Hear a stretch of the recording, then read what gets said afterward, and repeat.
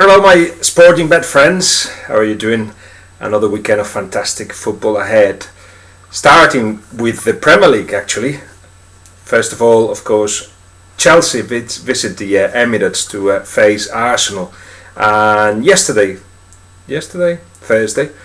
I was with Cazorla and Arteta. We did an interview that I hope you will like. You're going to see it on the Sky Sports and Revista La Liga soon, where they talking to each other.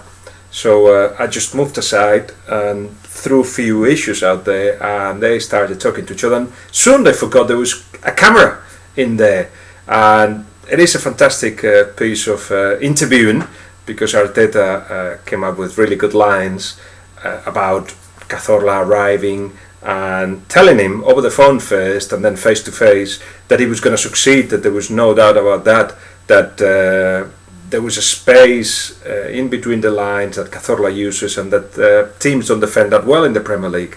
So Cazorla straight away was confident, or more confident than he would have been, and Arteta was playing his role as second captain. Cazorla was very good as well on Arteta and how he leads with example, and in the way he trains, and in the way he works hard, and in the way he's the last one leaving the training ground, that kind of thing. So it was fascinating to hear. And also, of course, Cazorla was saying he didn't understand why Arteta hadn't been called up with the national side yet. And Arteta was clearly, and he used the word jealous, because he would have liked to be part of the fantastic generation of footballers that have done so well for Spain. And Arteta was saying, I heard all the stories between you guys and how well, what a good time you have. And Cazorla explained the story of how actually after the European Championships in 2008, after every game, Capdevila, the left back, had a big room, and 16 of the guys would just meet there until 4 o'clock in the morning to chat, to drink some Diet Coke, to play cards. It's that kind of camaraderie that has made Spain so special. And of course, Arteta was agreeing with envy. Anyway, they are about to meet Chelsea and Mata and Torres, and they have been talking on the phone. Cazorla has been saying just a little bit of banter amongst themselves. And the interesting thing is that we're talking about forward players or offensive players, although Arteta has been dropping deep in a new role, which he seems to be enjoying a lot. And instead of a game with lots of goals, I predict one with no money, because actually they have both the best defence in the Premier League, which explains a little bit why they've started so well this season. If they only concede 2 goals so far this season, in both cases, it allows you to build on and to score. And once they score, and they normally do, although Arsenal took 3 games to get the first goal. In any case, when that happens, and if you have that kind of defensive structure in place, well, it's difficult to beat you, isn't it? So both they have impressed in different ways, Arsenal and Chelsea, but I think this could be a 0-0 draw. How about that? And if that happens, I'm sure there'll be other incidents that people will be talking about, but it seems to me that a draw, a 1-1 even, would be perhaps the result in here. Another game from the Premier League, Manchester United Spurs, and for those of you putting money on these, you should remember, of course, that Manchester United are unbeaten against Spurs in 26 games in all competitions. Seems to be something between Manchester United and Spurs, and it describes perhaps a little bit what Manchester United are made of. The fact that when they meet the big sides, they tend to step up a gear and have a psychological advantage on some of them, especially on Spurs. I'm going to see a Spurs. I think we're going to see a Spurs that's going to be improving as the league goes along. I've got no doubt about that. And he will not be the Spurs that you saw on the Harry Redknapp. That's pretty clear.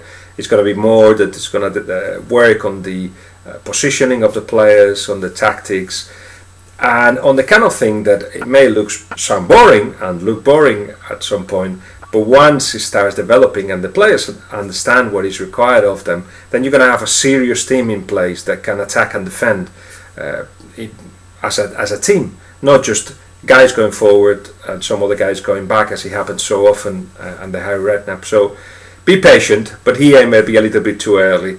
At Old Trafford, Spurs don't seem to do too well, so I think Manchester United will probably get the 3 points by a 2-goal margin. Perhaps that's where I would put my money on anyway.